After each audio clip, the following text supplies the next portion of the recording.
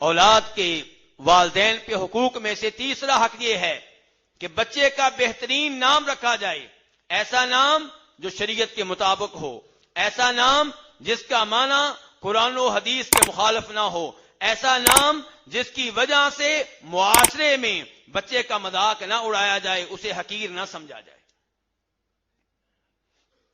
امام مسلم رحمہ اللہ روایت کرتے ہیں جناب عبداللہ بن عمر رضی اللہ تعالیٰ عنہما سے کہ نبی علیہ الصلوۃ والسلام نے ارشاد فرمایا کہ تمہارے ناموں میں سے جو نام اللہ کو سب سے پیارے لگتے ہیں وہ ایک عبداللہ ہے، دوسرا عبد الرحمن ہے۔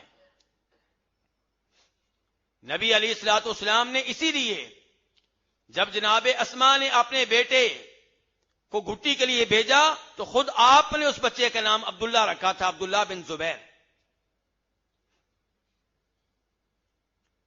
تو وہ نام جن ناموں میں بچے کے بندہ ہونے کی نسبت اللہ کی طرف ہو رہی ہو، یہ بہترین نام ہے۔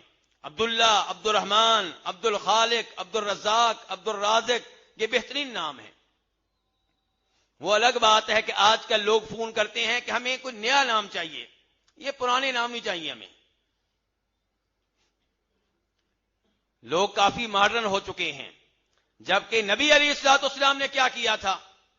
مسلم شریف کی حدیث ہے، آپ اعلان کرتے ہیں صحابہ کرام کے سامنے، ولد لی اللیلۃ غلام، آج رات اللہ نے مجھے بیٹا دیا ہے، فسمیتہ باسم ابی ابراہیم، میں نے اس کا نام اپنے باپ ابراہیم علیہ السلام کے نام پہ ابراہیم رکھا ہے۔ بچوں کے نام رکھیں انبیاء کرام علیہ الصلوۃ والسلام کے نام پہ، صحابہ کرام کے نام پہ، یہ ہے طریقہ نبی علیہ الصلوۃ والسلام کا، یہ ہے طریقہ صحابہ کرام کا۔ آپ سب جانتے ہیں جناب علی کی اولاد میں، جناب حسن کی اولاد میں، جناب حسین کی اولاد میں ایسے بچے موجود تھے، اس کا نام ابو بکر بن علی، ابو بکر بن حسن، ابو بکر بن حسین، عمر بن علی، عمر بن حسن، عمر بن حسین۔ آل بیت جناب ابو بکر اور جناب عمر کے ناموں پہ اپنے بچوں کے نام رکھا کرتے تھے۔ ابو موسیٰ اشعری کے بیٹے کو جب لایا گیا، آپ نے گٹی دی تو آپ نے اس بچے کا نام بھی ابراہیم رکھا تھا۔ لیکن اگر ایسا کوئی نام ہو جس کا معنی شریعت کے لحاظ سے مناسب نہ ہو تو اس کو تبدیل کر دینا چاہیے۔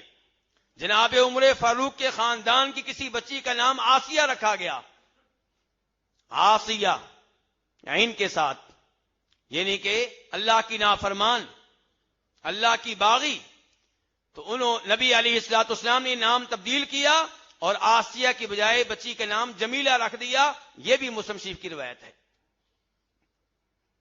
تو بچوں کے وہ نام رکھے جائیں جو پیارے پیارے ہوں اور جن کے بچوں پہ اچھے اثرات پڑیں۔ اچھے اثرات سے میری مراد یہ ہے کہ بچے کو جب کل کو پتا چلے کہ میرا نام عمر ہے تو عمر کیوں ہے، عمر کون تھے، ان کے کیا کارنامے ہیں، مجھے بھی ویسا بننا چاہیے، مجھے بھی ان کے نقش قدم پہ چلنا چاہیے۔ اثرات سے میری مراد یہ ہے، اثرات سے میری مراد یہ نہیں ہے کہ جی لوگ کہہ رہے ہیں بچے کا نام تبدیل کریں کیونکہ اسی نام کی وجہ سے مصیبتوں میں پھنسا ہوا ہے، نام تبدیل کریں گے تو مصیبتوں سے نکل آئے گا، یہ میری مراد قطعاً نہیں ہے۔